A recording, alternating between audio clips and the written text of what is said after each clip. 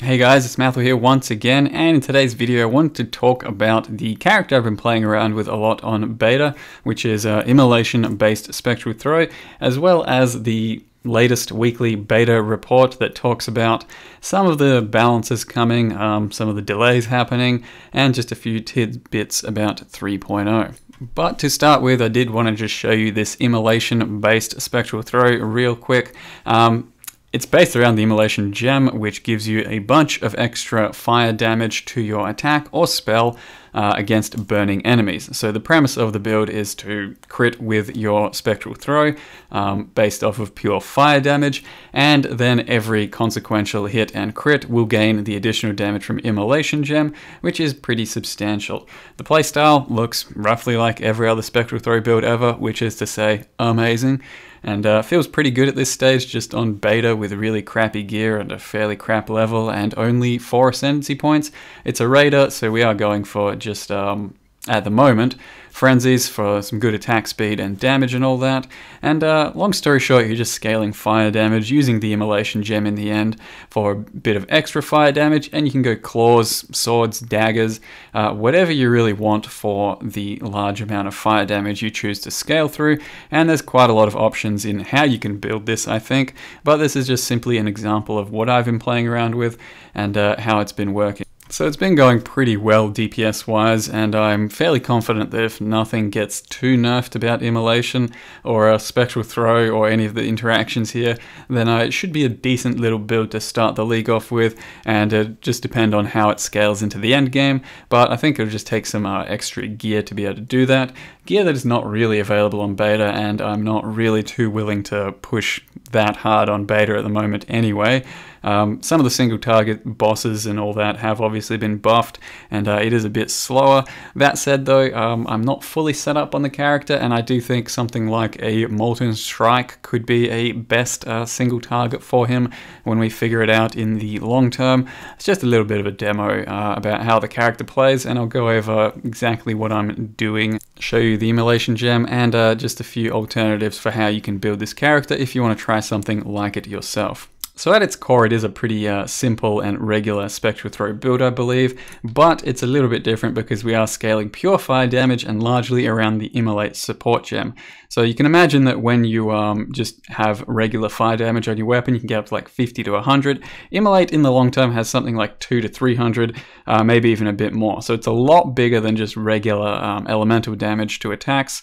And that makes it fairly worthwhile for really fast attacking weapons, some crit multi, all that, and it scales the same as Wed and fire damage and all that, so you get the same amount of scaling as you would from here, this fire damage, but it's just a much bigger number to begin with, and you get your crit, that's how you burn, and that's how we then make use of the Immolate. Now it doesn't have to be claws, it can be swords, it can be daggers, but what I wanted to do was initially go with Goddess Scorned, because it's got a lot of crit and a decent bit of fizz damage, which gets converted to fire, and I wanted to scale some flat fizz, so some steel rings, that sort of thing, and get a bunch of extra conversion there. And it works well enough, but the problem is on beta, this weapon is currently bugged, and whenever you crit with it, it does not ignite. So you can imagine that's a bit of a problem because you struggle getting anything to burn if you don't crit with the ignites. Most of it just comes from Herald of Ash at that point. So we are using Herald of Ash for some extra damage and Anger for some extra damage as well. A lot of our damage is fire currently. Ideal weapons would just be big fizz weapons with some fire damage as well, and that lets you use something like added fire in the setup. But currently our setup is Spectral Throw, GMP, increased crit, Immolate, fire pen, and LE damage with attacks. It doesn't have to be Spectral Throw, I think it could work with quite a lot of skills actually. A Cyclone would be good, a Blade Fire could be good. You may even want to do like a Cleave, a Lacerate, bunch of different bow skills, and barrage and tornado shot or whatever, and scale around just basically crit fire damage with Immolate. I think it could be pretty strong overall in any setup, but this one is currently a raider, could be a pathfinder, could be an assassin, and it works fairly well, and it seems pretty budget to get going. There's nothing too extreme in this setup. Currently just really shitty pleb beta gear, and it's not really worth anything at the moment. If you've only got a 5 link, get rid of the crit strikes for now, I would say. And then, of course, you have a Wise Oak to scale the elemental damage just a bit further. The highest resist you have, which in this case is fire, will give you 20% penetration. So in the end, we have something like 50, 60% penetration to fire. Let's see, 55, because of some of these nodes here. And if you're a Pathfinder, it just makes a bit more sense to do that, but this works fine anyway. And ultimately, you should be able to build it to about 5 or 6k life with a Belly of the Beast and much better gear. And you don't have to go dual wield even, I don't think. But this is just a little bit of a template and showing you what you can do with Immolate if you want to play around with it. It seems pretty strong at the moment.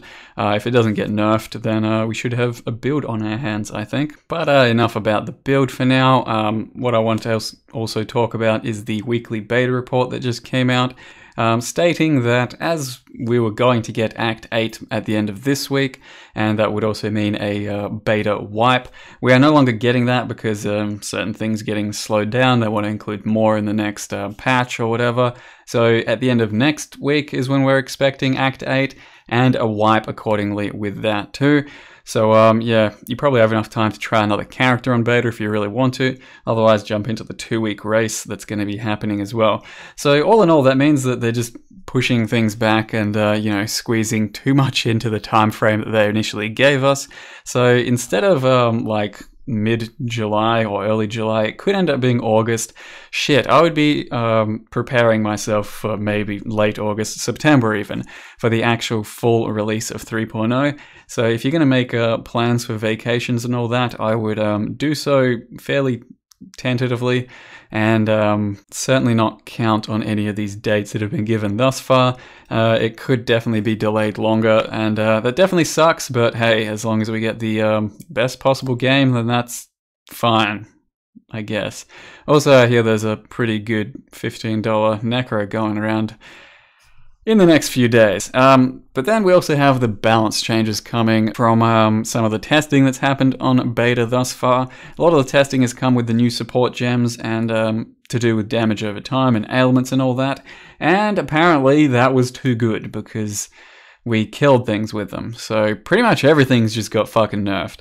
And it's going to be tough to want to try and build dot damage anymore since it's just so tough and average, I'd say, with the current system compared to, you know, just a plain front-loaded damage build that uses a Pathfinder and some barrage or whatever. We'll see how that goes. But long story short, Decay was too strong because just about everybody jumped on the Decay bandwagon immediately when that came out, and they started throwing Decay on everything and saying it's amazing, it's got good clear speed. It's not that great for endgame, as people have said, and it's going to be even worse now because it's getting cut by 50% at level 20. I think you'll still see some use, but it's a bit of a shame that it's already getting raped like that. Essence Drain will do more damage, so 25% more at level 20, and someone did already kill Shaper on beta with some pretty average gear using Essence Drain, and this should make it just a bit better, so I guess Essence Drain's still viable. And then they're nerfing just a few of these support gems, you know, Deadly Ailments, Unbound Ailments, more burning damage. I don't know if that was all really necessary. It's currently the system for building dots on the beta is speccing heavily into it, using all those gems. And then you have an okay map clearer, and it probably won't be great for bosses, and it probably won't be anywhere near compared to what it currently is. But maybe you're not supposed to be doing that. I don't know. We'll see how things go. If it could just be unplayable in the end, but more testing will follow when it comes out in the week or two to follow. And then Perfect Agony is now 30% of crit multi and 30% less hit damage, because apparently the Perfect Agony keystone was just way too good, I guess synergizing with Assassin, for the damage over time, because it was most of the time a no-brainer.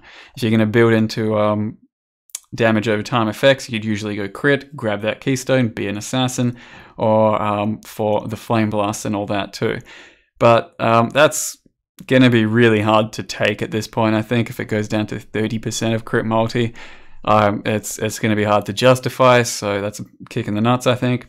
And then Brutality gets a bit of a buff for more damage, so that's the one that takes away your elemental damage but giving you more physical damage. Now it's also taking away your chaos damage, which is a big deal. So you can't have a Starforge with a Sin's Rebirth and its Ares Flask, any of that shit anymore, which is a huge damage loss, and just about every build that's melee or physical would typically use an Atziri's Flask. And it's a big damage boost, and you can't do that anymore. So it'll potentially still be worth it for maximum bleed damage on a build, and that's probably all you'll ever use it for, which is a bit rough. And then the way that Flame Blast scales your ailments through the extra stages is getting nerfed, because Flame Blast is currently the only viable ignite option, so we're taking that away so that you cannot ignite anymore. I will potentially try that out myself, not Flame Blast, but some other sort of ignite build, maybe Fireball, just to see how bad ignite feels on beta. But I think I'm going to have to wait until some of these changes come in to get a proper testing. So Flame Blast currently still somewhat ignites, and it might not anymore after this through all of the nerfs. We'll see how that goes. There is some good news though, and that is Labyrinth itself will get a nerf. So it's going to get a bit shorter in the normal, cruel, merciless sort of thing, slowly building up until Uberlab, where it's still at its current stage, unnerfed. So Uberlab will remain the same, but the earlier ones will get shorter and easier to do, which is, I guess, a good thing, and just a little bit of something we get thrown our way. Aside from that, there's no real update on the microsystem that's coming out. They want it to be before 3.0, well before 3.0, but that could mean anything, and it could not come out till 3.0. Who the hell knows? So that's a bit sad, but that's all we've got for now. That's all the updates. I hope you enjoyed listening to me talk about them, kind of rant a bit. It's somewhat upsetting with some of these, and I didn't even have a chance to try most of these gems anyway. Who knows if they'll even be usable anymore. So thanks for watching, guys. Hope you enjoyed the video, and see you next time.